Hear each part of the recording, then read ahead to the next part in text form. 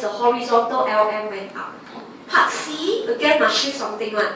So in this case, the question was shift IS leftwards. Right? So in other words, lump sum tax is 10. Okay? And in this case, you will have your new IS function. Now, some of you, okay, if you look at this, you cannot write your LM or your IS like that. Okay? You have to actually be very careful for question 1C. Okay, remember now, T bar increased by 10. So you need to find your new IS.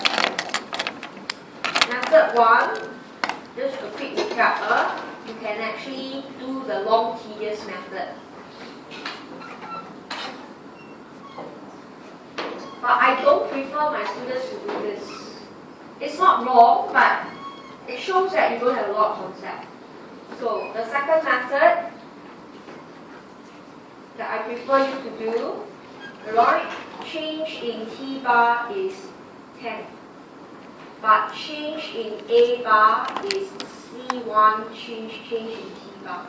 In this case, C1 was a 0.8 times a 10. So this is a 8. Right? But the vertical intercept of IS is change in A bar over 2. In this case, I know it is 8 divided by 10, which is 0.8. So my IS prime, my initial intercept was a 44. But now, right, my intercept must go down because it's a minus C1 T bar. So I must minus by 0.8.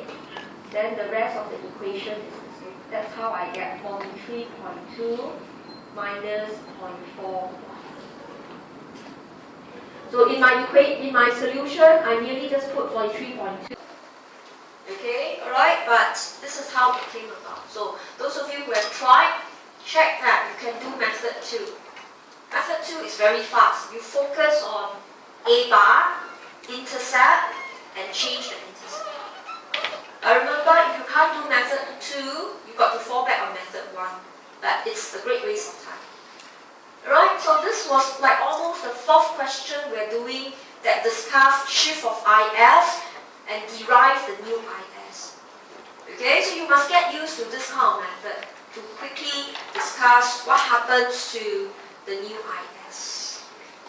Okay, alright, so take this down, alright, it's not in my solution, I actually skip many steps. Okay, so let's move back. If you don't have this, I'll flag this later. So we solve, in this case, we will get income 880. And it's logical, right? Taxes goes up, income from 900 drops to 880. Okay, and then find the new tax, 280. Right, okay, and then recalculate, the deficit is 40. So this entire part C was not a killer question, just that they used the term fiscal rule. And that's all. So they like to come up with new terminology, but if you read the question carefully, you know what the topic is about. The topic is always ISLM, solving income and interest rates. So in this case, calculating, knowing that the fiscal rule is not met. Why is that so? Although you raise lump sum tax by 10, but you must know in the process itself, income drop.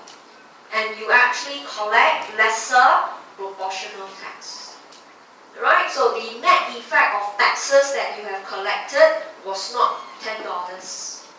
Alright? Okay, it was actually lesser than 10. That's why the fiscal rule is not met at all.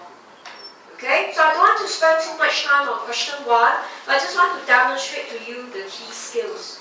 What are the key skills? Finding IS and solving them, knowing that in part B and C, you must shift the curves. And if you shift the curve, you must have new function. So constructing of ISLM functions are important in this topic. You cannot memorize. Okay, with that now let's look at question 2. Okay, let me just toggle over to show you the question. Question 2, right, again they gave you the functions, but you have to be quite careful. Right, so in this case they gave you consumption, investment, and in part A, government spending was 15. So you can construct your IS. Okay, then they give you money demand, they gave you money supply. You can construct your LM. So the question will therefore ask you, find the equilibrium level of output and interest rates. Okay, so let's check our answer.